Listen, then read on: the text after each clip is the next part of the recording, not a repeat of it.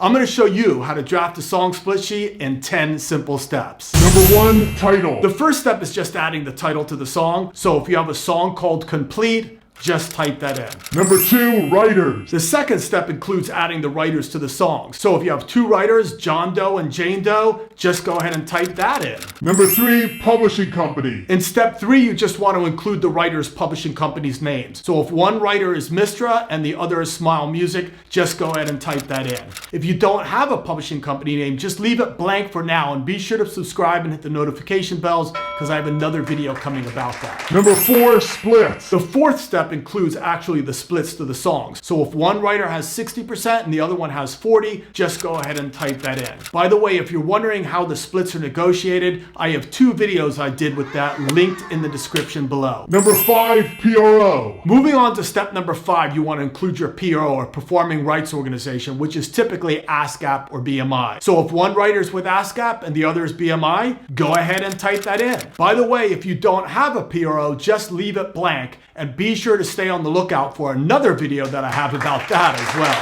Number 6, IPI. Step number 6 includes adding your IPI number, which stands for Interested Parties Information.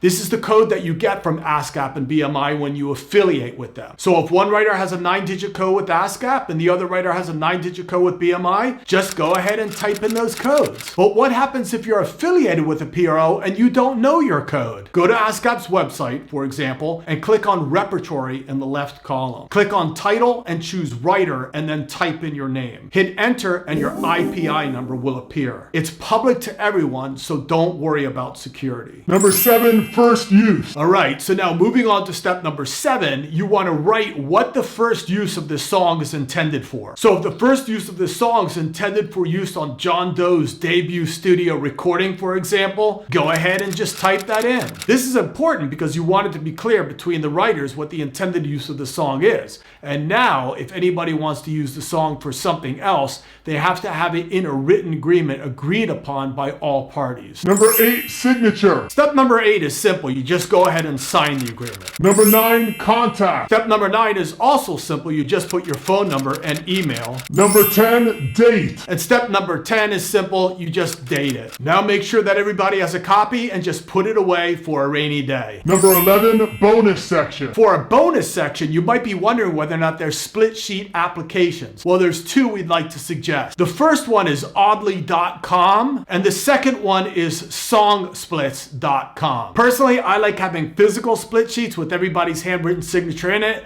but hey, you might want to check out these apps. So my name is Bobby Borg. Please be sure to check out these next videos that can help you turn your art into a more successful business. Peace.